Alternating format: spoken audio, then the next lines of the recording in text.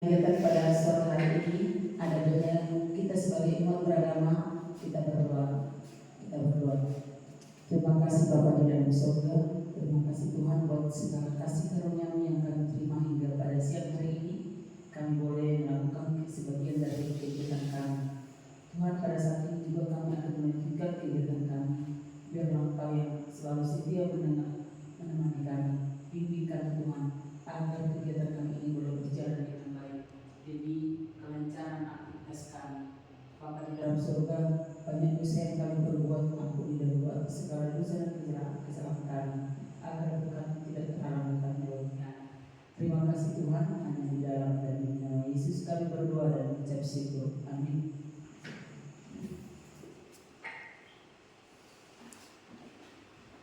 Baik Bapak Ibu, kegiatan hari ini akan kita lanjutkan mengenai budaya positif.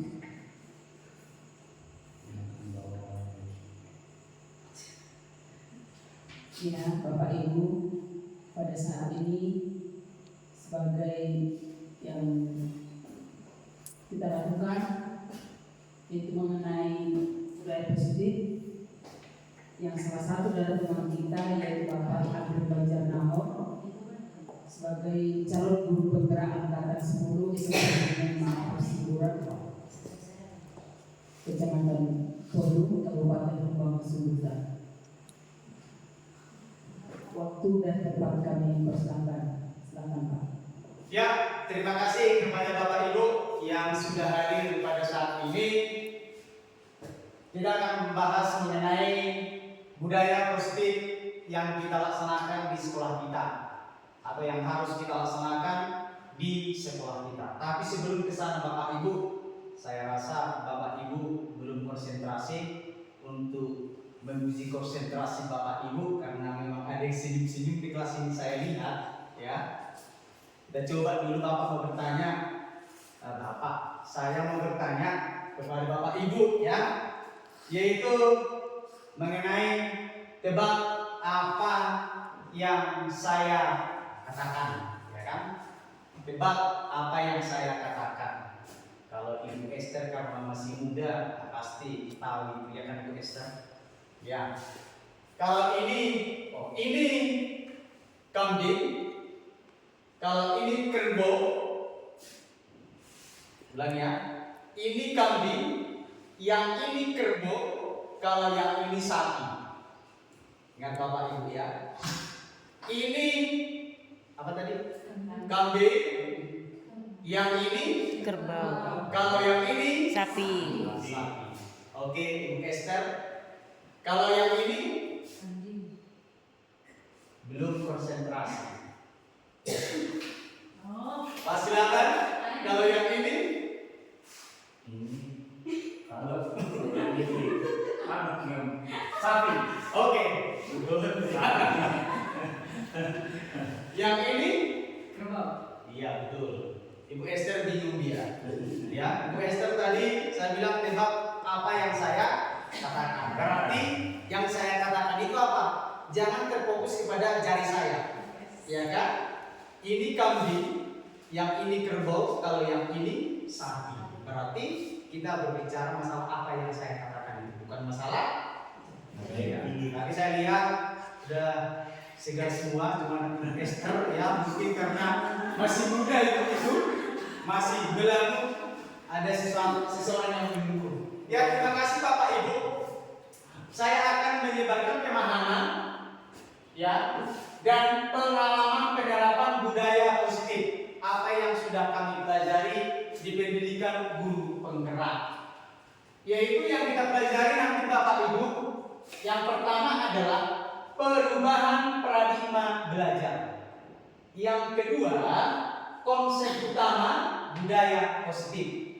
Yang ketiga, kebutuhan dasar manusia. Yang keempat, motivasi perilaku manusia. Yang kelima, posisi kontrol restitusi.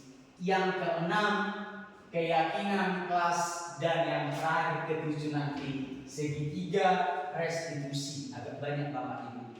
Kemudian Sekolah diibaratkan sebagai tanah tempat bercocok tanam, sehingga guru harus mengusahakan sekolah jadi lingkungan yang menyenangkan, menjaga dan melindungi murid dari hal-hal yang tidak baik. Dengan demikian, karakter murid tumbuh dengan baik. Sebagai contoh, murid yang tadinya malas menjadi semangat, bukan kebalikannya. Murid akan mampu menerima dan menyerap suatu pembelajaran bila di lingkungan sekelilingnya terasa aman dan nyaman. Selama seseorang merasakan tekanan-tekanan dari lingkungannya, maka proses pembelajaran akan sulit terjadi. Dengan demikian, salah satu tanggung jawab seorang guru adalah bagaimana menciptakan suatu lingkungan positif yang terdiri dari warga sekolah yang saling mendukung, saling belajar, saling bekerja sama, sehingga tercipta kebiasaan-kebiasaan baik. Dan kebiasaan-kebiasaan baik akan tumbuh menjadi karakter-karakter baik warga sekolah. Dan pada akhirnya karakter-karakter tadi menjadi kebiasaan-kebiasaan baik akan membentuk sebuah budaya positif di sekolah kita. Kemudian yang pertama tadi kita pelajari adalah pembelajaran dengan paradigma baru. Pembelajaran dengan paradigma baru dirancang dengan berdasarkan prinsip pembelajaran yang berdiferensiasi. Bapak Ibu mungkin sudah mengerti bagaimana itu pembelajaran yang berdiferensiasi, tidak monoton, menggunakan berbagai macam daripada metode sesuai dengan kebutuhan murid kita di dalam kelas. Sehingga setiap siswa belajar sesuai dengan kebutuhan dari tahap perkembangan untuk mewujudkan profil belajar Pancasila. Yang kedua, disiplin positif. Disiplin positif ini ya dalam budaya kita adalah merupakan sesuatu yang dilakukan seseorang. Sesuatu yang dilakukan seseorang untuk orang lain untuk mendapatkan kepatuhan. Kita cenderung menghubungkan kata disiplin dengan ketidaknyamanan. Karena terjadi sesuatu yang tidak nyaman, makanya kita keluar kata-kata kita, kata disiplin. Kamu tidak disiplin. Karena kita melihat seseorang itu, ya, atau kita merasa tidak nyaman dibuat oleh seseorang itu karena melanggar suatu aturan. Yang selanjutnya sebagai pendidik, tujuan kita adalah menciptakan anak-anak yang memiliki disiplin, ya Bapak Ibu, sehingga mereka bisa berperilaku dengan mengacu pada nilai-nilai kebajikan yang universal, yang umum, dan memiliki motivasi intrinsik bukan ekstrinsik. Motivasi intrinsik yang dimaksud di sini adalah motivasi yang berasal dari dirinya sendiri, bukan motivasi yang berasal dari luar. Karena ada pengaruh-pengaruh dari luar, maka dia melakukan seperti itu tidak. Tetapi siswa tersebut harus sadar sendiri dari dirinya sendiri. Kemudian, disiplin positif ini merupakan salah satu cara penerapan disiplin yang bertujuan untuk menumbuhkan kesadaran serta memberdayakan anak untuk melakukan sesuatu tanpa sebutan, ancaman maupun hukuman. Jadi yang kita harapkan Bapak Ibu nanti siswa kita itu kita melaksanakannya atau kita membuat disiplin itu bukan karena kita ingin sesuatu. Siapa nanti yang disiplin kita kasih hadiah satu semester ini, bukan seperti itu. Karena selama ini kita membuat seperti itu, ya yang tidak ada absen, yang tidak pernah terlambat, maka akan ada hadiahnya. Bukan seperti itu. Kemudian ancaman, kita mengancam siapa yang sering terlambat akan denda dia 10.000. Nah, itu tidak termasuk ancaman Bapak Ibu. Atau akan dipulangkan, bukan seperti itu. Kemudian hukuman. Hukuman ini apa? Bisa kita lihat itu nanti, atau lari-lari lapangan. Kemudian disuruh sampai tidak masuk kelas sampai 3 jam sampai istirahat. Bukan seperti itu Bapak Ibu, ya, disiplin positifnya. Kemudian selanjutnya menanyakan keyakinan. Pada tahap ini murid akan diberi pertanyaan-pertanyaan bermakna untuk memunculkan motivasi secara intrinsik, ya, intrinsik, sehingga mampu mengaitkan keyakinannya dengan tindakan yang salah. Ya.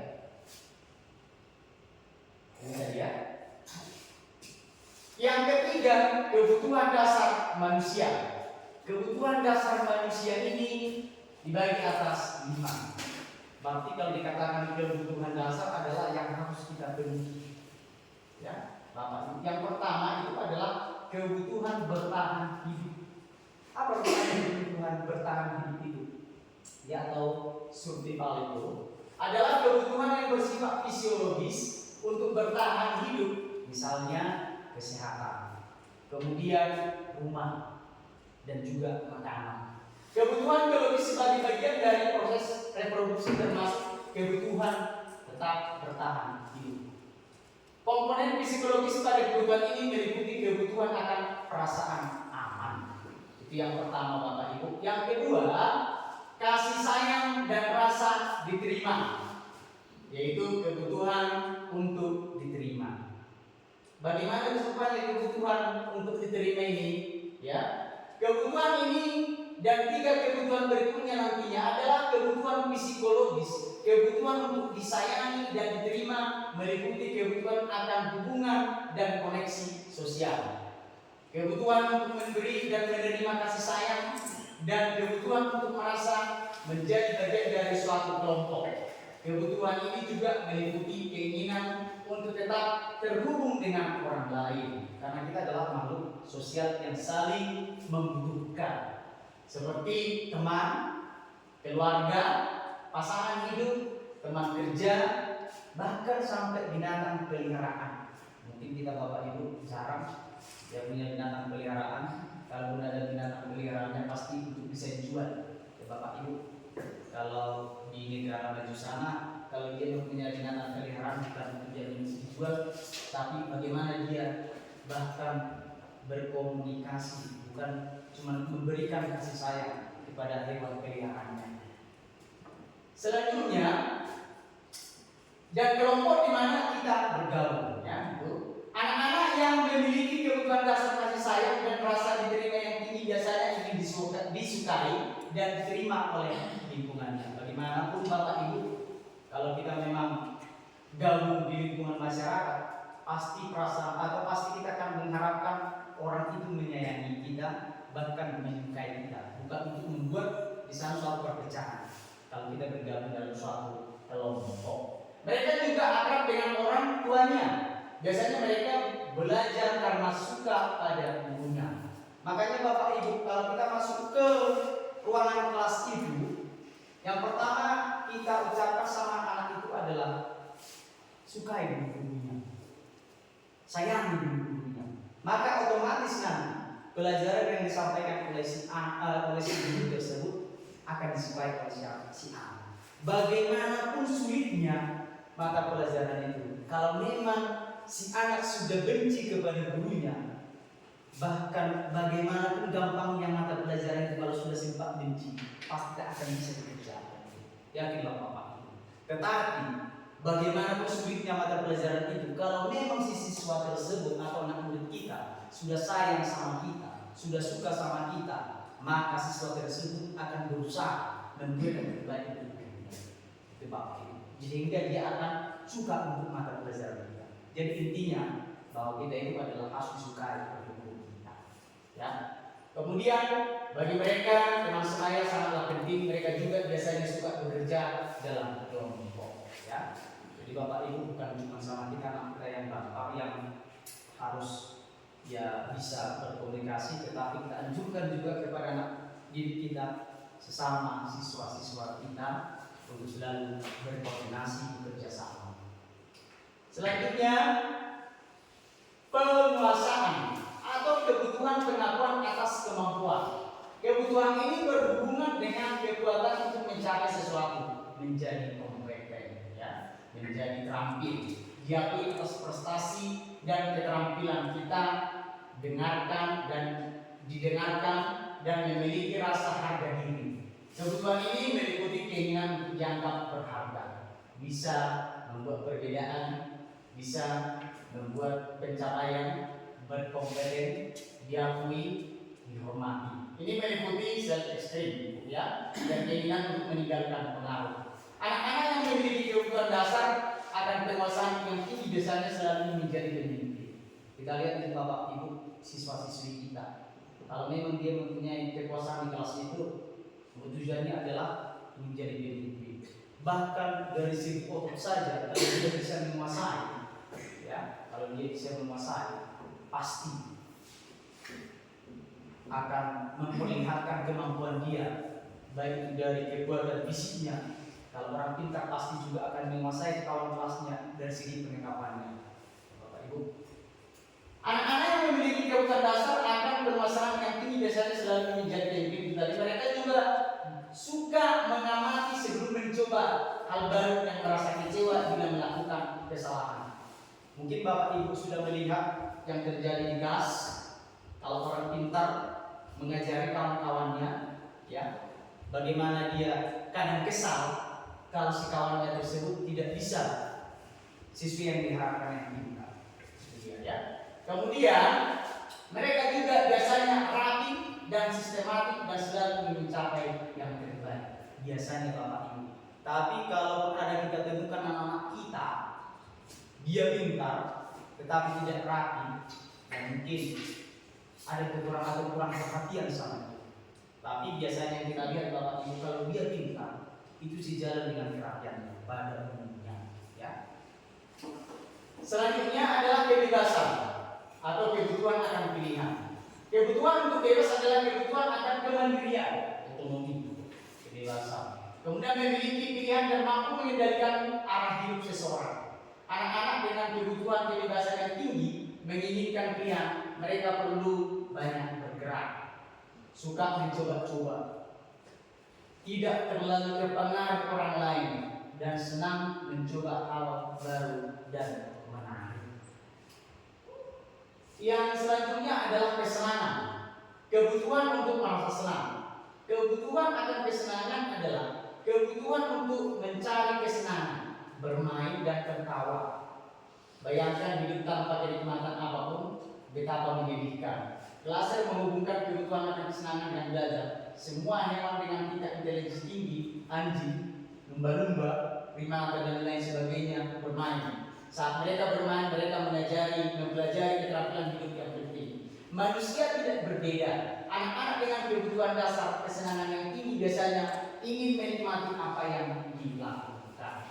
Mereka juga bisa berkonsentrasi tinggi saat mengerjakan hal yang disenangi. Bisa kita lihat itu Bapak Ibu, kalau anak-anak kita suruh mengerjakan sesuatu, pasti kalau memang disenangi pekerjaannya, maka fokusnya ke sana. Bahkan kalau ada yang mengganggu, dia akan merasa atau akan marah kepada temannya. Kalau memang pekerjaan itu sangat disukainya, ya. Kemudian mereka suka permainan dan suka mengoleksi barang, suka bergurau, suka melucu dan juga menggemaskan. Bahkan saat mereka bertingkah laku, mereka masih terlihat lucu. Bapak Ibu mungkin di rumah kita, karena rata-rata di sini sudah punya anak, ya kan Bapak Ibu. Kadang anak-anak itu pun marah kita lihat lucu, ya Bapak Ibu. Seperti ibu ya kan? Kalau marah anaknya pasti lucu kita lihat, ya kan? Kenapa? Ini tadi kebutuhan dasar manusia yang ketiga, kesenangan kebutuhan untuk merasa. Karena mungkin kebutuhannya untuk merasa tidak terpenuhi, dia marah, tapi sekarang kita lihat itu masih senang, bukan kalau anak kita itu marah. Kemudian yang keempat, motivasi perilaku manusia. Motivasi merupakan dorongan yang timbul pada diri seseorang secara sadar atau tidak sadar untuk melakukan suatu tindakan dengan tujuan tertentu. Yaitu yang pertama, menghindari ketidaknyamanan dan hukuman. Murid melakukan disiplin diri karena dia takut dihukum. Ini merupakan motivasi dari luar. Sama seperti yang saya katakan tadi, ya. Kenapa si anak tersebut melaksanakan aturan atau mematuhi budaya positif itu? Ini yang menghindari atau takut hukuman, yaitu termasuk ekstensi dari luar. Tapi yang kita harapkan bukan ini, bukan ekstensinya, tetapi intrinsiknya, bukan karena hukuman. Yang kedua, mendapatkan imbalan atau penghargaan dari orang lain. Bapak Ibu, Jangan seseorang itu atau anak didik kita itu melaksanakan budaya positif itu atau peraturan itu karena ibadah atau penghargaan. Seperti kadang ada sebagian kita menjadikan murid melakukan disiplin diri karena dia ingin mendapatkan ibadah. Hal ini merupakan motivasi ekstrinsik juga, Bapak. Kemudian yang ketiga, menghargai nilai-nilai kebajikan diri sendiri. Murid melakukan disiplin karena sadar akan nilai kebajikan dirinya. Ini merupakan motivasi intrinsik. Inilah yang kita harapkan ini, ya. Menghargai nilai-nilai kebajikan. Dia sadar sendiri bahwa sesuatu yang dilaksanakan itu bertentangan dengan aturan dan nilai-nilai positif. Bapak Ibu. Selanjutnya, konsep disiplin dengan identitas gagal. Ya, konsep disiplin dengan identitas gagal, yaitu hukuman. Hukuman itu misalnya mengucilkan. Terus yang kedua, merasa tidak nyaman. Kemudian yang ketiga, murid takut. Murid takut jumpa sama gurunya. Murid takut dengan aturan-aturan itu. Murid takut bahkan kepada kawan-kawannya. Yang keempat, murid menyembunyikan kesalahan. Jadi takut dia berbicara jujur. Karena kenapa tadi? Takut dihukum. Mungkin Bapak Ibu pasti kita temukan itu di kelas kita. Susah untuk menemukan orang jujur kalau ada masalah yang kita proses. Selalu berbelit-belit untuk menjawab kita. Kemudian yang kelimanya adalah murid menjadi rendah diri. Ya. Kemudian penghargaan. Kalau kita memberikan penghargaan kepada murid kita, apa yang terjadi? Tidak efektif, Bapak Ibu. Mematikan kreativitas. Kenapa mematikan kreativitas? Karena siswa kita itu adalah siswa yang unik, mempunyai ya kemampuan masing-masing yang berbeda. Jadi kalau sama satu orang kita berikan, tidak mungkin kita berikan penghargaan kepada semua. Jadi yang dimatikan siapa? Nanti kawan yang lain. Pasti kita pilih nanti cuma 3 orang. Jadi yang lain yang mempunyai kemampuan yang lain, bahkan dia peringkat 36 bisa mendapatkan prestasi, bisa mungkin di bidang olahraga, pintar dia di bidang seni. Itu dia Bapak Ibu. Kemudian yang ketiga, menghukum dengan sistem ranking. Ini tadi selalu kita katakan, ranking berapa kok? Ranking 36, ranking terakhir. Padahal salah, tidak boleh kita ucapkan. Makanya di rapor itu tidak ada lagi pembuat yang namanya ranking, karena itu sudah termasuk hukuman bagi siswa. Nanti jadi malu dia menunjukkan rapornya kepada orang tua, apalagi di luar daripada keluarga. Nanti pasti akan DJ peringkat 36 dari 36. Mungkin itu nanti akan merasa rendah diri dia. Kemudian merusak hubungan. Kenapa merusak hubungan? Yang tadinya orang ini kompak, ya, tapi karena satu menerima penghargaan, pasti akan merusak hubungan persahabatan antar siswa. Merasa dia tidak sanggup. Padahal yang kita inginkan di sekolah ini adalah orang yang berkompetensi, bukan berkompetisi, Bapak Ibu. Ya. Di sekolah kita bukan siswa kita, bukan kita aja di sekolah kita ini adalah untuk berkompetisi. Berkompetisi bagaimana? Di luar sana aja. Nanti kalau ada perlombaan, olimpiade baru di sana. Tapi di sekolah kita akan kita ajak berkompetensi, Bapak Ibu. Kemudian selanjutnya merampas hak menghargai dirinya. Kenapa dikatakan merampas hak menghargai dirinya, Bapak Ibu? Ya, dia itu nanti akan merasa tidak sanggup karena ada kawannya yang menerima penghargaan. Padahal manusia itu berbeda, ya, mempunyai kemampuan setiap pribadi masing-masing. Ada di bidang seni, di bidang olahraga, di bidang matematika, bahkan di bidang rohani.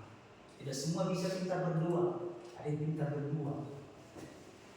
Tidak bisa semua untuk memimpin, bisa berkhotbah, tapi ada yang pintar.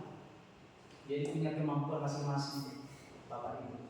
Ada siswa tidak kita ajari untuk lomba lari, tapi napasnya tahan sampai 10 km untuk lari. Bahkan yang kita ajari selama ini untuk lari tidak tahan sampai 5 km. Itu tadi kodrat alam tadi. Tidak kita ajari untuk nyanyi, sekali kita tampilkan nampak dia, kita nampak siswa kita itu pintar nyanyi, padahal cara kita ajari. Itu kodrat alam tadi, Bapak. Sudah ada di bawah ya. Kemudian konsep disiplin dengan identitas sukses. Konsekuensinya penguatan jangka pendek. Yang kedua, perlu monitoring berkelanjutan. Yang ketiga, stimulus atau respon, yaitu kita memberikan stimulus atau respon kepada anak didik kita, itu dengan identitas sukses. Kemudian yang keempat, murid menghormati peraturan, kesadaran siswa itu sendiri dari dalam dirinya atau intrinsipnya. Kemudian kehilangan waktu untuk merenungi kesalahan. Tidak ada lagi sama siswa kita itu merasa bersalah. Bapak Ibu. Kemudian restitusi. Ya. Bagaimana restitusinya? Murid bertanggung jawab untuk berperilaku. Yang kedua, fokus pada pemecahan masalah jangka panjang.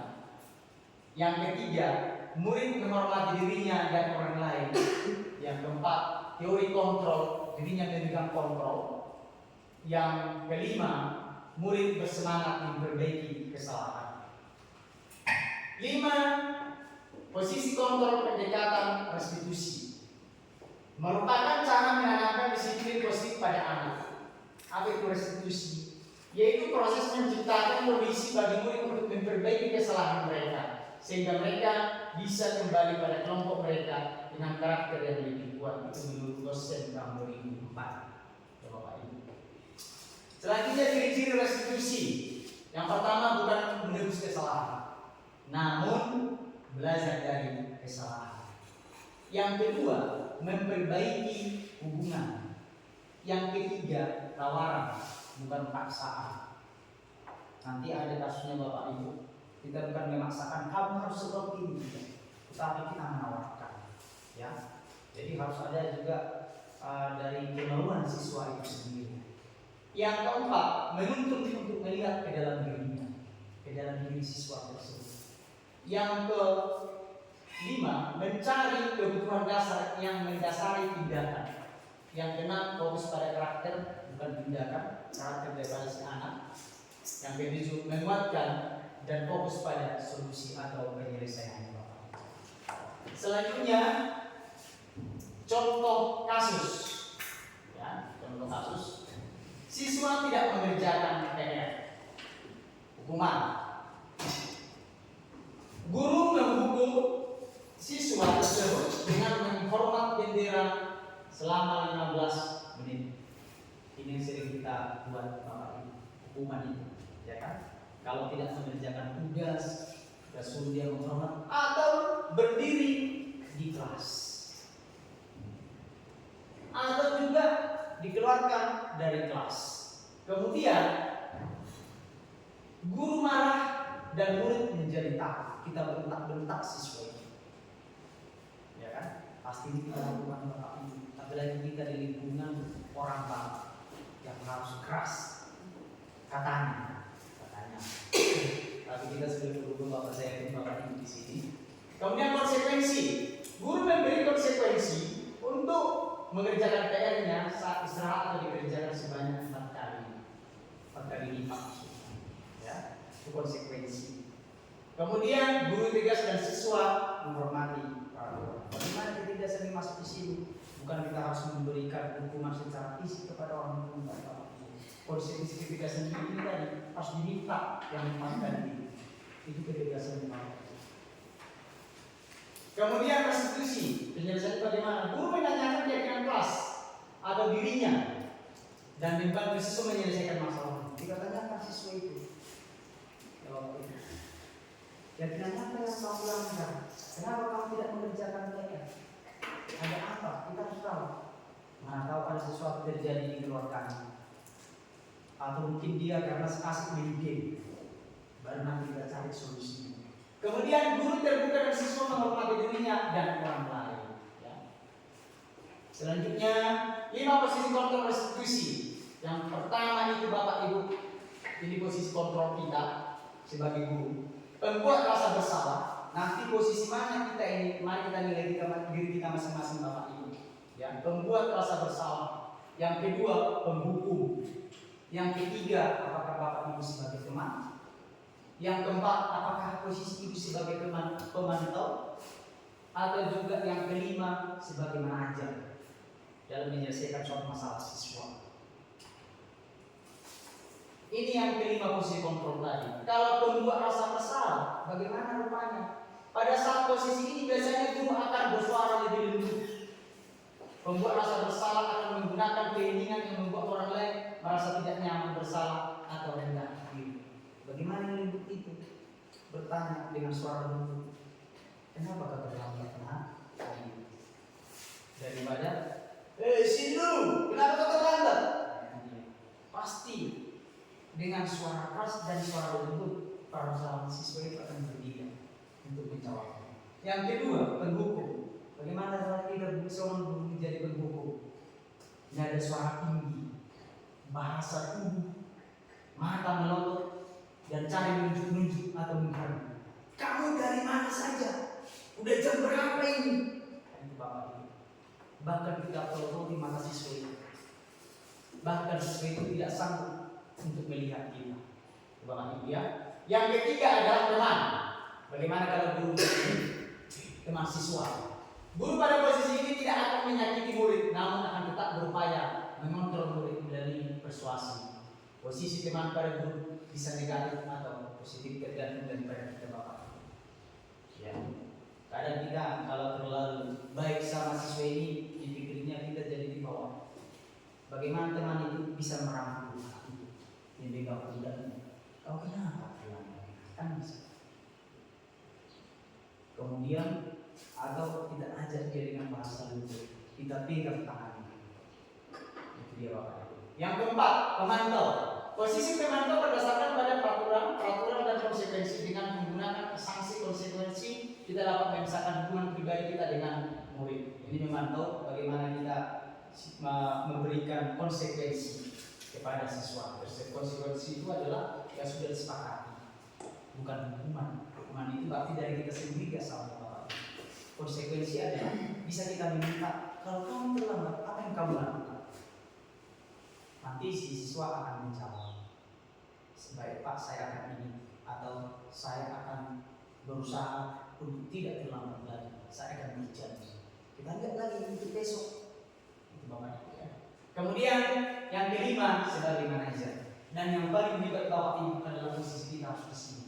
Yang kelima ini, kalau nomor 1, nomor 2, nomor 3, nomor 4 sering memang kita buat, tapi yang diminta kalau bisa, ya posisi kontrol kita sebagai guru adalah manajer. Di mana guru berbuat sesuatu bersama dengan murid, mempersilakan murid untuk mempertanggungjawabkan perilakunya, mendukung murid agar dapat menemukan solusi atas permasalahan sendiri. Bukan kita memberikan solusi bapak ibu, tetapi harus sesuai dan memberikan janji kepada kita apa yang harus diperbaiki dari diri bapak ibu. Ya itulah 5 posisi bapak dan yang diharapkan adalah yang kelima ini dari kita. Kemudian contoh kasus penerapan 5 posisi kontrol itu. Kasus yaitu siswa tidak memakai atribut lengkap saat upacara. Kalau kita sebagai penghukum bapak ibu pasti akan dikatakan seperti ini. Patuhi aturan sekolah, lalu pisahkan barisannya atau disuruh di depan barisan yang kita suruh kepada anak. Selalu kita pahami, pasti akan bapak ibu. Yang tidak lengkap maju, yang tidak ke gereja maju, yang tidak tiket maju. Nah, itu bapak ibu ya. Itu posisi kita kan sebagai penghukum di sini. Kemudian yang kedua, pembuat merasa bersalah. Pasti, kalau ini kasusnya tadi, berapa kali bapak guru harus memberitahu kamu, bapak guru kecewa sama kamu. Nah, itu dia. Itu juga termasuk pembuat merasa bersalah. Kata kecewa di sini, bapak ini. Sebagai teman, apa yang dikatakannya? Kalau kita seorang guru, ayo bayangkan, buat Pak Guru bangga, atau buat Bu Guru bangga. Kali ini tidak apa-apa kamu salah. Nah, itu dia. Tapi besok yang bilang dia kan di bapak itu. Itu kalau teman sambil memegang pundak atau memegang tangannya. Kemudian pemantau. Apa dikatakan kalau kita pemantau? Kamu sudah melanggar. Apa peraturannya dan konsekuensinya? Pasti dia akan tahu. Kemudian sebagai manajer, ini langsung kita tanya, apa kamu tahu kesalahanmu? Kira-kira bagaimana kamu memperbaiki kesalahanmu? Langsung dari diri sendiri. Dia harus tahu apa kesalahannya dan bagaimana solusi untuk menyelesaikan harus dari diri sendiri. Jangan dari bapak ibu. Karena kita butuh intensifnya, bukan ekstensinya. Karena aturan-aturan yang ada di sekolah kita ini pada umumnya ada dia X dari atas semua ekstrinsik. Makanya siswa kadang kita paksa. Tapi kita butuh yang namanya intrinsik yang berasal dari diri sendiri. Bagaimana membuat yang intrinsik tadi? Yang tidak asal. Keyakinan kelas ini. Ya. Ini Bapak Ibu. Mengapa keyakinan kelas? Mengapa tidak peraturan kelas? Pertanyaan romantik. Mengapa kita memakai helm pada saat mengendarai sepeda motor? Ayo Bapak Ibu. Ibu Esther. Mengapa kita memakai helm pada saat mengendarai sepeda motor? Ibu memakai helm naik sepeda? Pakai helm? Kenapa Bu? Untuk mencegah kecelakaan. Oke, ada lagi yang lain Bapak Ibu? Untuk mematuhi peraturan lalu lintas. Oke Bapak Ibu. Ada lagi?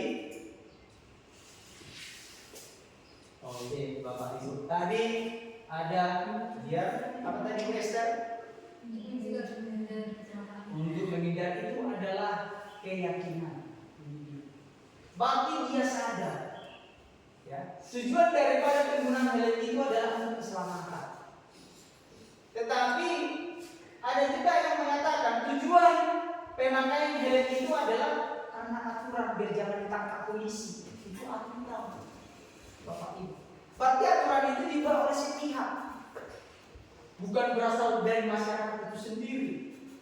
Jadi kita harus memberikan keyakinan kepada si masyarakat bahwa tujuan daripada pemakaian helm itu bukan karena razia, enggak, tapi tujuannya adalah untuk keselamatan. Makanya berasal dari diri kita sendiri. Kita menggunakan helm, oh biar saya selamat, bukan ada razia di sana nanti saya tangkap. Jadi tanpa ada polisi Bapak Ibu silakan menggunakan helm. Jadi Bapak Ibu bagi yang tidak menggunakan helm, ya, ini keselamatan kita Bapak Ibu. Selanjutnya kegiatan pembuatan keyakinan kelas. Sebentar lagi Bapak Ibu kita akan memasuki Ramadan baru. Dan semuanya mungkin nanti akan menjadi wali kelas. Apa yang kita laksanakan? Guru bersama siswa membuat keyakinan kelas. Kalau cuma kita sendiri membuat, itu namanya peraturan, Bapak Ibu, ya. Nanti kalau kita sendiri membuat, berarti kalau dilanggar pasti ada hukuman, bukan konsekuensi. Beda ya. Kalau ada peraturan berarti sanksinya nanti adalah hukuman. Kalau ada keyakinan, nanti sanksinya adalah konsekuensi yang sudah disepakati, Bapak Ibu.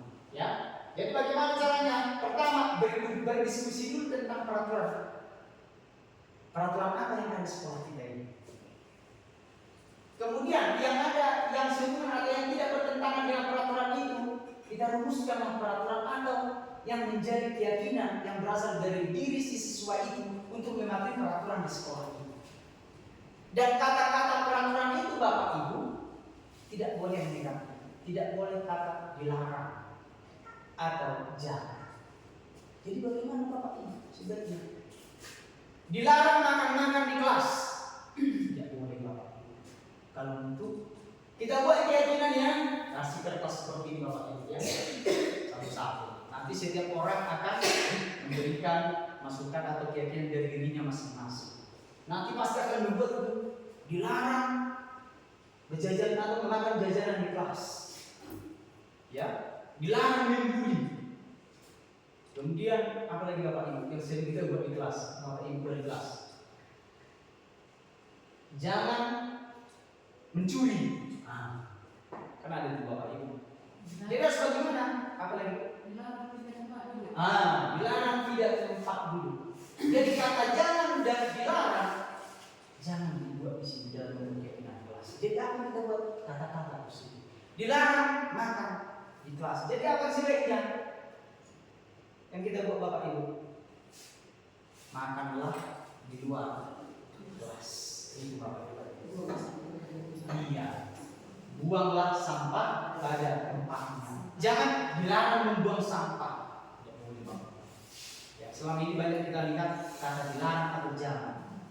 Padahal harus buanglah sampah pada tempatnya. Maka di luar kelas, hormatilah teman, sayangi teman, kumpulah tugas tepat waktu. Harus ini seperti itu Bapak Ibu.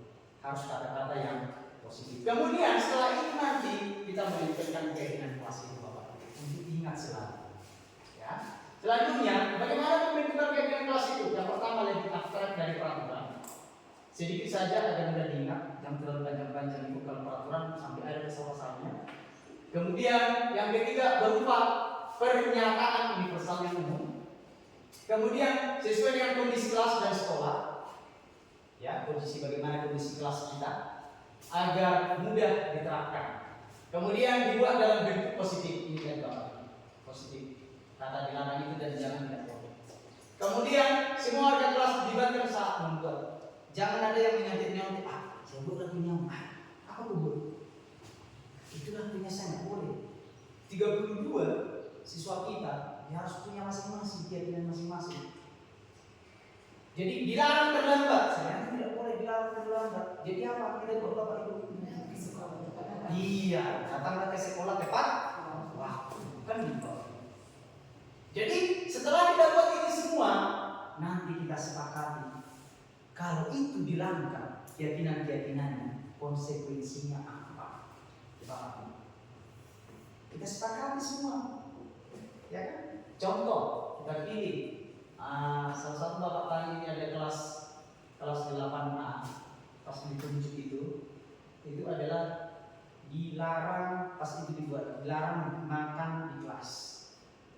Jadi Bapak saya perbaiki lagi, ya jangan dibuat dilarang, tetapi makanlah di luar kelas pada waktu istirahat. Itu dia. Kemudian konsekuensinya apabila itu langgar, saya tanya dia, bagaimana konsekuensinya? Jangan Bapak. Konsekuensinya ya nanti Pak kalau saya melanggar itu, ya saya direji aja Pak, tidak akan boleh lagi makan di kelas bahkan waktu istirahat tidak boleh jajan kembali. Itu konsekuensinya. Jadi nanti sesuai dengan konsekuensinya ya kita pantau dia terus. Kalau masih melanggar itu, kemudian kita buat pernyataan sama dia. Kalau sering dilanggar, bahwa dia sudah membuat perjanjian sama kita. Oke, selanjutnya segitiga restitusi. Ini dari Bapak Ibu mengenai restitusi. Kita akan mempelajari bagaimana penyelesaian suatu kasus dengan menggunakan segitiga restitusi. Bahkan ini sering kita hadapi di sekolah kita. Apa tujuan daripada apa saja yang ada dalam segitiga restitusi ini? Yang pertama, menstabilkan identitas. Kita semua akan melakukan yang terbaik yang bisa kita lakukan. Itu untuk menstabilkan identitas. Yang kedua, validasi tindakan yang salah. Semua berlaku memiliki alasan. Kenapa dia melakukan ini? Pasti ada alasannya. Kemudian yang ketiga, menanyakan keyakinan. Kita semua memiliki motivasi internal yang berasal dari diri kita. Ya Bapak Ibu, menanyakan keyakinannya. Selanjutnya ini bentuknya yang saya jelaskan tadi, segitiga restitusi ini menstabilkan identitas, ini memvalidasi tindakan yang salah dan menanyakan keyakinan. Segitiga restitusi ini menstabilkan identitas, ya. Menstabilkan identitas berbuat salah itu tidak apa-apa. Itu nanti kita tahu sama anak itu. Membuat salah itu tidak apa-apa. Tidak ada manusia yang sempurna. Saya juga pernah melakukan kesalahan seperti ini. Kita bisa menyelesaikan ini. Bapak Ibu tidak tertarik mencari siapa yang salah di sana. Kemudian, tapi Bapak Ibu ingin mencari solusi dari permasalahan ini. Bagian dasar dari segitiga bertujuan untuk mengubah identitas anak dari orang yang gagal karena melakukan kesalahan menjadi orang yang sukses. Anak yang melanggar peraturan karena sedang mencari perhatian anak-anak yang sedang mengalami kegagalan. Kalau dia sedang mencari perhatian, ada cari perhatian Bapak Ibu. Dia melanggar aturan itu untuk mencari perhatian, baik itu dari temannya bahkan dari guru. Itu termasuk adalah siswa yang gagal. Kalau dia tujuan untuk mencari perhatian, dia mencoba untuk memenuhi kebutuhan dasarnya, namun ada benturan. Kalau kita mengkritik dia, maka kita akan tetap membuatnya dalam posisi gagal. Kalau kita ingin dia menjadi reflektif, maka kita harus meyakinkan si anak dengan cara mengatakan kalimat-kalimat ini. Bapak Ibu, berbuat salah itu tidak apa-apa. Jangan langsung kita kau salah, tidak boleh Bapak Ibu. Tapi kita harus mengatakan apa? Berbuat salah itu tidak apa-apa. Yang kedua juga, tidak ada manusia yang sempurna. Yang ketiga, saya juga pernah melakukan kesalahan seperti itu. Yang keempat, kita bisa menyelesaikan ini. Yang kelima, Bapak Ibu tidak tertarik mencari siapa yang salah di sana. Tapi Bapak Ibu ingin mencari solusi dari permasalahan yang dialami siswa. Kemudian validasi tindakan yang salah. Kalau kita tolak anak yang sedang berbuat salah, dia akan tetap menjadi bagian dari masalah. Karena bergelinya anak itu suka kan Bapak Ibu. Suka di sekolah ini. Mau jadi apa kamu untuk menang. Dan tidak boleh Bapak Ibu. Namun bila kita memang hanya alasannya melakukan sesuatu, maka dia akan merasa dipahami. Para guru yang telah menerapkan strategi ini menyatakan bahwa anak-anak tidak terjangkau menjadi lebih terbuka pada mereka. Strategi ini menguntungkan bagi murid dan guru, karena guru akan berada dalam posisi siswa dan karena itu akan memiliki perspektif yang berbeda, yang tidak menjadikan siswa itu menjadi sahabat kita, jadi lebih terbuka dan memvalidasi tindakan yang salah. Kemudian, padahal kamu bisa melakukan nilai ukur dari ini ya.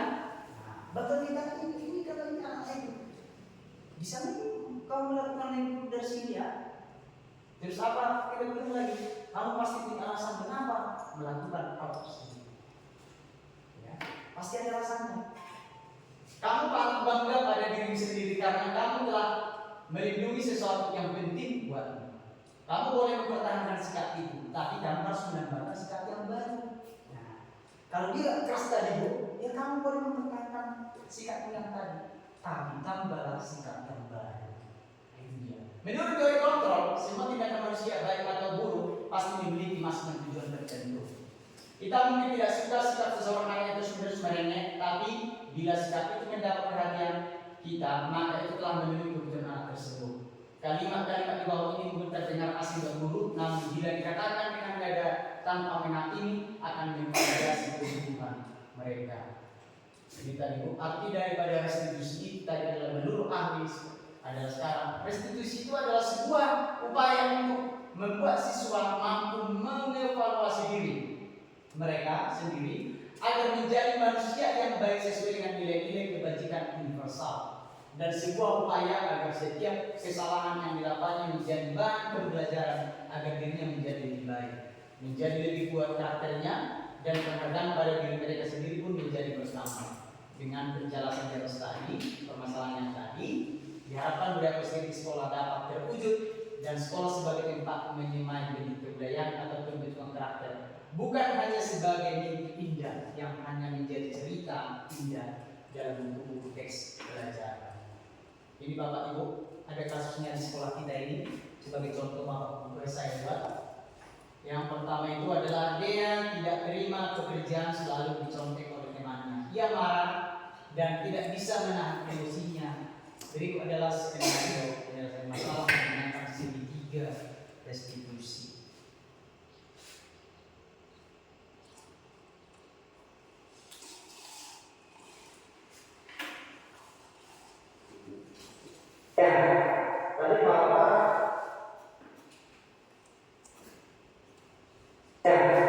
Tadi Bapak dengan nomor dari kelas katanya kamu harus berhubungan dengan nomor itu. Iya Pak, dia selalu mencoba hasil pekerjaan saya Pak. Bukan saya, dia selalu mencoba. Oh, iya. Baca telah berpengalaman yang besar. Jika Bapak ada di posisi tadi, Bapak juga pasti akan berbuat hal yang sama. Lalu, apa yang kau lakukan terhadap nomor itu? Saya salah Pak. Ini validasi tindakan yang salah. Oh begitu. Pasti kamu berbuat seperti itu pada alasannya ya. Agar mereka yang mencoba tidak memaksa sendiri ya. Wajar ya Pak kalau kamu merasa marah karena mereka pekerjaan mencoba begitu saja dengan itu. Bapak sangat menghargai tindakan kami yang tidak berbuat lebih buruk daripada itu. Misalnya menegur atau bahkan menampak. Sekarang coba kita pikirkan tindakan orang marah sampai menggunakan ijazah apa sesuai dengan dosa kita. Hidup kamu dengan yang sama yang sudah dilanggar. Saling menghormati anak-anak. Iya betul. Hidup kamu saling menghormati anak-anak itu tidak untuk kamu bahagia. Kalau kamu ikuti, jadi keyakinan kamu harus melakukan perasaan sama. Kamu bersedia untuk memperbaiki masalah ini? Bersedia. Apa yang akan kamu lakukan untuk memperbaiki masalah ini? Bersabar dan menahan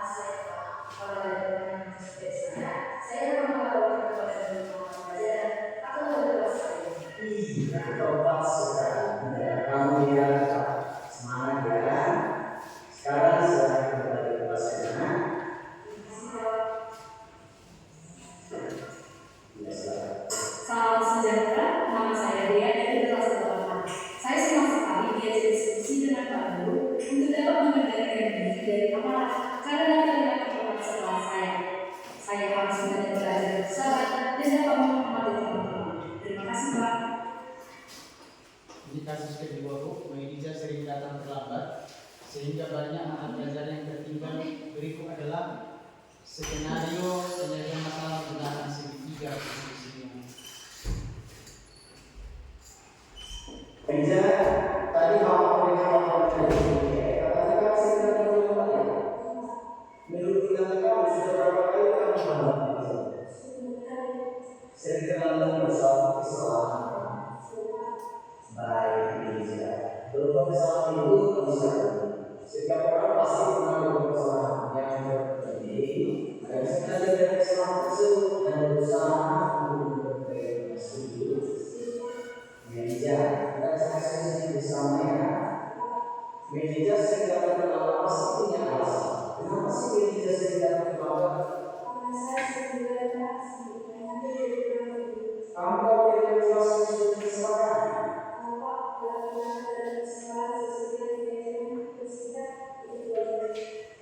Menurut kamu kira-kira apa yang sudah kamu lakukan? Menurut kamu sih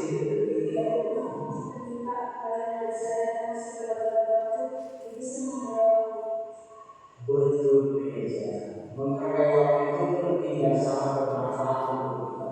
Seperti kita dapat menghargai orang-orang yang ada di sekitar kita dan kita juga dapat menahan rasa kepergian.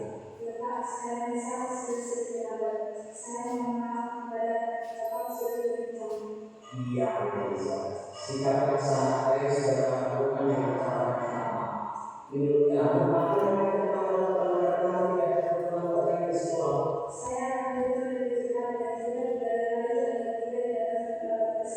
Baik, Meja. Kamu sudah menemukan solusinya dan langkah untuk bekerjasama dengan orang tua kamu. Agar kamu tidak dapat terlambat ke sekolah sekarang, silakan kembali ke sana. Salam sejahtera, Mas Adi Hidayat Prasanana. Terima kasih Bapak Guru, saya senang sekali diajak diskusi dengan Bapak Guru. Untuk menemukan solusi atas kesalahan yang telah saya lakukan, saya tidak akan mengadakan lagi supaya tidak terlambat di sekolah. Terima kasih. Ya, itulah tadi contohnya Bapak Ibu bagaimana menyelesaikan dengan cara segitiga restitusi terhadap pelanggaran-pelanggaran yang ada di sekolah kita. Sekian dan terima kasih. Baik, terima kasih. Baik, terima kasih kami sampaikan kepada Pak Amri Banjarmanor yang memberi penjelasan tadi mengenai data. Kami sudah mendengarkan dan penjelasan yang Bapak sampaikan tadi sudah sangat bagus.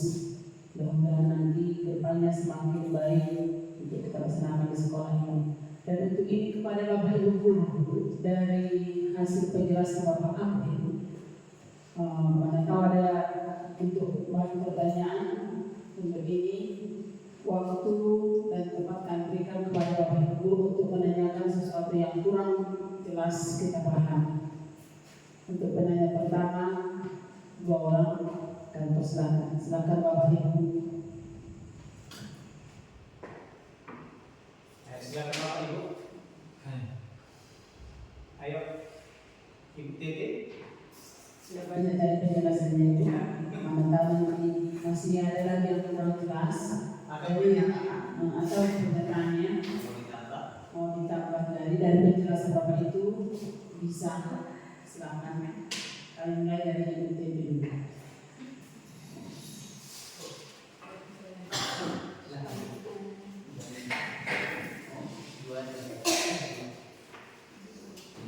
itu begini kan bernampak di sana. Baik, saya pertama sekali saya mengapresiasi apa yang sudah dipaparkan oleh Pak Amrin tadi mengenai budaya positif. Saya bukan mau memberikan pertanyaan, tapi dari yang sudah dipaparkan saya bisa mendapatkan sesuatu yang baik bagaimana nanti mengajar di kelas, karena khususnya untuk pelajaran matematika, saya sebagai guru matematika saya sangat sering sekali memberikan hukuman, terutama kepada siswa-siswa yang tidak mengerjakan PR, kepada siswa yang tidak memperhatikan di kelas, saya sering memberikan hukuman baik memukul atau dari perkataan kepada siswa yang mungkin siswa sakit hati. Jadi dari yang sudah dipaparkan, saya belajar ternyata tidak selamanya memberikan hukuman membuat siswa menjadi lebih baik, tetapi bisa menjadi semakin tidak peduli kepada pelajaran yang saya ajarkan. Jadi sekali lagi terima kasih untuk tentang budaya positif yang sudah diberikan Bapak Amrin pada siang hari ini. Ya. Baik, terima kasih kami sampaikan kepada PBB yang telah menambah tadi mengenai paparan yang disampaikan oleh Bapak Amrin. Dan penanya kedua, kami persilakan kepada Ibu PBB Pak Ayen. Silakan Pak. Akhirnya karena dari GP. Karena Bapak ini adalah seorang guru pasti. Yang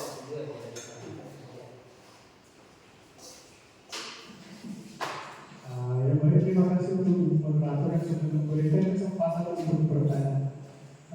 Sedikit banyak saya mau tanyakan. Dari kelima posisi guru yang tadi, Bapak. Menurut pengalaman Bapak kan sudah lama berkecimpung di pendidikan. Dari yang kelima posisi guru tadi, mana yang paling tepat dilakukan menurut pengalaman Bapak? Terima kasih.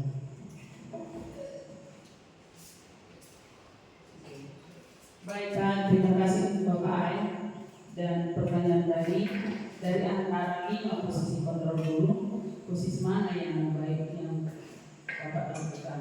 Untuk menjawab pertanyaan kami persilakan Pak. Silakan Pak. Ya, terima kasih atas pertanyaan Bapak Alam Bernau. Dari 5 posisi kontrol ini, sebenarnya semua ini pernah saya laksanakan, Pak. Tetapi setelah saya mendapatkan pencerahan pendidikan dari guru penggerak, ya saya sadar, Pak.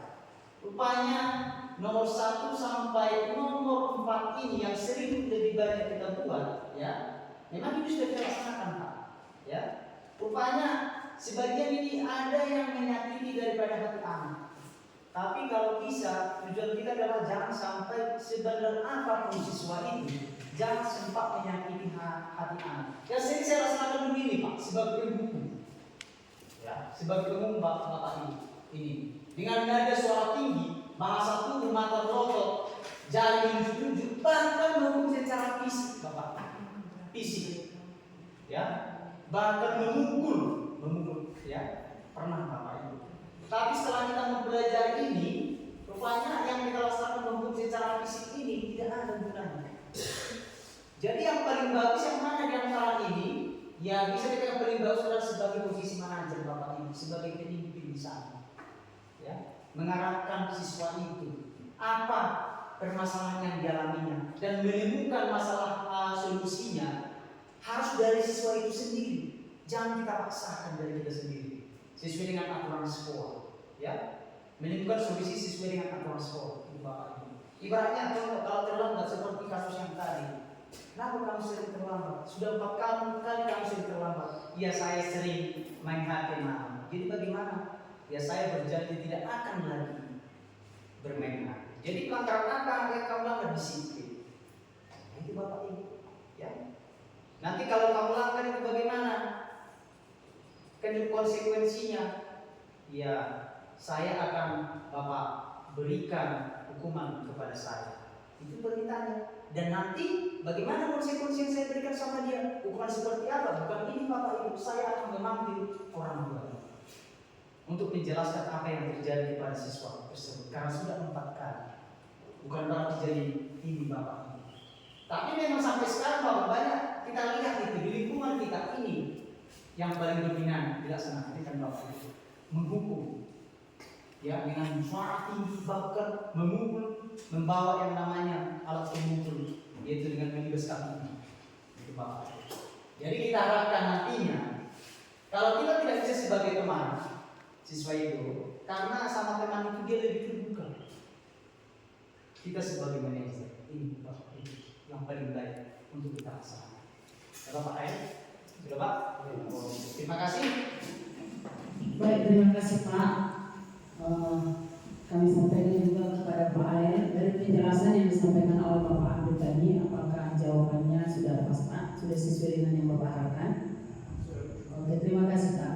Baik, tadi pada sesi pertama sudah ada dari penanya 2 orang, dan kalau masih ada lagi yang mau bertanya, kita lanjutkan dengan sesi kedua.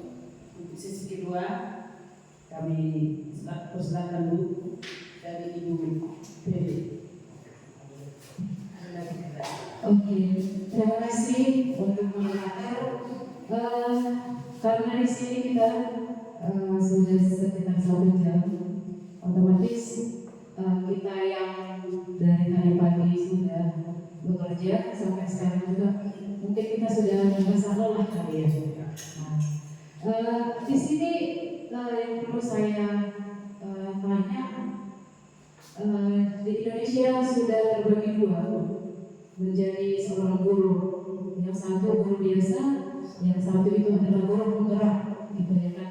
Jadi beberapa bulan ini karena ada dari diri sendiri untuk mengikuti guru penggerak, tapi ya untuk mengikuti harus kita telah dulu, gitu kan. Harus kita lihat dulu apa sih yang menjadi nilai positif nanti yang akan kita dapat dari seorang guru penggerak gitu. Karena ada beberapa teman juga sudah menjadi guru penggerak yang saya lihat, tapi ya jangan marah ya, ya kan.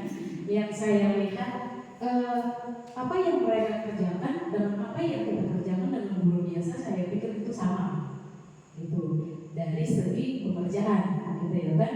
Nah yang mungkin saya tanyakan di sini ke Bapak, apa sih yang menjadi tujuan atau gebrakan apa nantinya yang akan dibuat oleh guru penggerak yang katanya guru yang sangat luar biasa dengan guru yang biasa ini, gitu kan? Apa sih yang menjadi pembedanya? Terus izinkan kami untuk menemukan jawaban untuk guru-guru muda supaya bisa nantinya menjadi seorang guru penggerak, gitu kan? Karena kalau kita mau menjadi guru penggerak harus ini gitu kan? Perlukah untuk kita gitu? Mendukungkah untuk dunia pendidikan, gitu Pak? Itu sih yang mau saya tanyakan. Terima kasih, saya kembalikan. Baik, terima kasih Bu untuk pertanyaan tadi. Penjelasan Bapak sudah mendengarkan tadi apa yang disampaikan oleh Ibu Manajer Nahor. Untuk menjawab pertanyaan itu kami silakan Pak. Ya, terima kasih kepada Ibu Besta Bencana yang sudah bertanya ya. Yang pertama tadi bahwa ada 2 macam guru biasa dan guru penggerak. Sebenarnya Bu, kita sendiri membuat perbedaan ini. Tidak ada perbedaan. Menurut saya guru yang hebat itu adalah bukan guru sertifikasi, bukan guru penggerak atau guru biasa. Tapi guru yang hebat itu adalah guru yang selalu dinantikan, guru yang selalu ditunggu oleh siswa-siswinya di dalam kelas. Itulah guru yang hebat Pak. Kalau perbedaan antara guru penggerak, guru sertifikasi dan guru biasa itu tidak ada. Tapi kita sendiri membuat perbedaan-perbedaan itu. Itu Bapak Ibu ya. Jadi bagaimana kita menjadi guru hebat? Bukan karena guru penggerak enggak. Bukan karena guru sertifikasi enggak atau guru biasa enggak. Tetapi bagaimana kita menjadi guru hebat itu adalah apabila kita selalu dirindukan, ditunggu kehadiran kita di dalam ruangan kelas. Itu Bapak Ibu ya.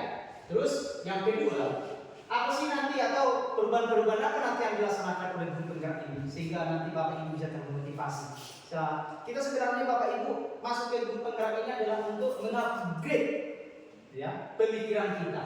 Yang seperti yang tadi budaya positif tadi, yang selama ini kita laksanakan hukuman di dalam sekolah kita atau di kelas kita adalah sebagai penghukum yang memberikan aturan-aturan yang sangat keras. Tapi setelah kita mempelajari ini, rupanya saya salah selama ini. Kita harus memberikan pendekatan kepada siswa. Setelah saya mempelajari ini Bu, baru saya mungkin agak lembek kepada siswa itu, menjadi bersahabat kepada siswa itu. Yang dulunya saya Bapak Ibu sangat galak kepada siswa-siswi. Tapi setelah saya masuk ke sini, rupanya selama ini saya rasakan adalah salah. Jadi sekarang saya selalu masuk ke dunia daripada sekarang. bergabung kepada pengetahuan atau perilaku daripada si anak. Kemudian kita tuntut mereka sedikit demi sedikit demi kebaikan mereka, Bapak Ibu. Tadi belum saya jelaskan bahwa anak-anak itu ada dua kodratnya, satu kodrat alam dan satu kodrat alam. Kodrat zaman, kodrat alam. Ya, yang pertama kodrat alam tadi, yang kedua kodrat zaman. Jadi kalau kita tertinggal dengan teknologi, maka siswa tersebut akan tertinggal teknologi. Berarti kita tidak menguasai namanya kodrat zaman. Bahwa generasi Z sekarang sudah yang namanya zaman Android, menguasai ya aplikasi-aplikasi sungguh luar biasa. Kalau kita tidak menguasainya Bapak Ibu, pasti kita akan tertinggal. Bapak Ibu ya. Jadi saya harapkan juga untuk kedepannya, ya bagaimana kita bisa masuk di sini ya, yang pertama kita diseleksi karena mungkin kementerian yang meluluskan kita bisa untuk mengikuti pendidikan ini. Yang kedua adalah untuk mengubah pola pemikiran kita yang bisa nanti kita ibaskan kepada teman-teman guru bahwa budaya positif, bahwa sistem pembelajaran yang sesuai yang diharapkan oleh pendidikan negara kita adalah seperti ini, ya, sesuai dengan filosofi Ki Hajar Dewantara menuntun anak-anak itu ke arah yang lebih baik sesuai dengan kodrat alam dan kodrat zaman. Bapak Ibu ya, ada lagi Ibu tadi sudah. Jadi Bu Pesta mudah-mudahan ke depannya dan tambahannya Bu. Yang ketiga, pemerintah menginginkan untuk menjadi kepala sekolah harus dengan ada sertifikat guru penggerak. Itu aja. Jadi kalau tidak ada sertifikat itu tidak bisa menduduki jabatan kepala sekolah. Itu yang terakhir, Bapak Ibu. Tapi tujuan utama ya cuma untuk mengupdate pemikiran kita. Tapi bagaimana dikatakan pembagian guru tadi, tidak Bapak Ibu, tidak ada guru penggerak, guru sertifikasi, guru biasa tidak ada. Tapi guru hebat itu adalah guru yang selalu ditunggu dinantikan di dalam Tuhan. Sekian dan terima kasih. Terima kasih kesempatan dari Bapak Amin kepada Ibu Penjernahor. Apakah jawabannya sudah dimasukkan Bu? Baik, terima kasih. Ada lagi Bapak Ibu yang mau bertanya? Kalau tidak ada, biar kita tutup kegiatan hari ini. Terima kasih Pak Amrin yang telah menjelaskan tadi mengenai budaya positif. Kami juga merasa puas atas penjelasan yang disampaikan oleh Bapak. Mudah-mudahan nanti kami sebagai guru, terlebih sebagai wali kelas, banyak juga yang kami alami seperti apa yang dijelaskan oleh Bapak tadi. Dan kedepannya kita perlu dengan cara atau penjelasan yang Bapak buat tadi supaya anak didik kita semakin lebih giat belajar dan kita dinantikan sebagai guru yang dinantikan. Ya. Untuk itu, karena kita sudah berakhir, ada baiknya kita tutup dengan doa. Kita mulai dengan doa, akhirnya kita tutup juga dengan doa. Mari kita kembali bersatu di dalam doa. Kembali kami Tuhan mengucapkan syukur dan terima kasih buat segala penyertaan yang memberi kami hingga pada saat ini. Kami boleh melakukan kegiatan seminar pada hari ini dalam keadaan sehat. Biarlah Tuhan apa yang kami peroleh pada hari ini dapat kami lakukan di dalam tugas-tugas kami demi kebaikan dan demi kesuksesan anak didik kami. Tuhan, saat ini kami akan pulang ke rumah kami masing-masing. Dan Tuhan menyertai kami hingga kami boleh bertemu kembali bersama keluarga dalam keadaan sehat dan sukacita yang daripada Allah. Segala doa kami Tuhan, kami mohon ampun atas segala dosa dan kesalahan kami agar kami layak menerima berkat-Mu. Dalam nama Yesus Tuhan kami berdoa dan mengucap syukur. Amin. Oke, terima kasih Bapak Ibu ya. Sudah meluangkan waktunya. Aku minta akhirnya